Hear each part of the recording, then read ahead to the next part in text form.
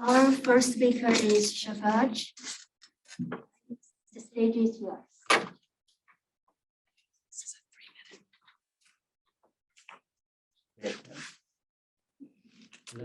Good afternoon, everyone. The title of my study is Exploring the Viability of 3D Printed Patterns for Wearable. I am Shahbaj Kabir, a first-year PhD student from Consumer and Design Science. So, the 3D printing is the process of creating three-dimensional object by depositing material layer upon layer. And in the first photo from the top, you can see the sketch of an FDM 3D printer. And the beauty of 3D printing is that it allows designers to create any complex object they can think of.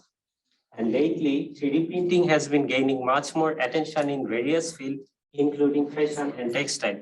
The second photo on the top, those are the few examples of 3D printed textiles.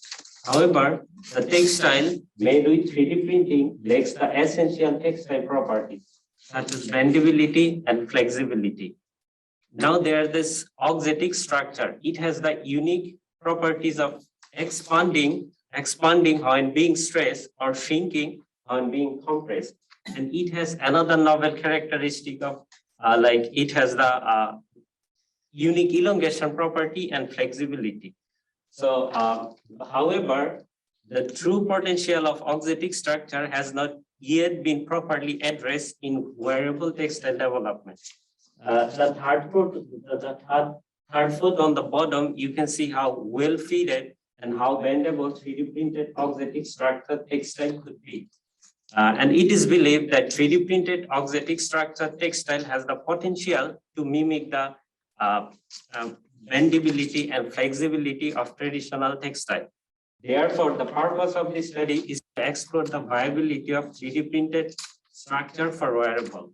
In this study, various types of auxetic structure has been 3D printed by FDM 3D printer using CPU filaments. So you can see the few of the examples of auxetic structures that are being 3D printed and that are being explored in this study. And at this stage, we are doing the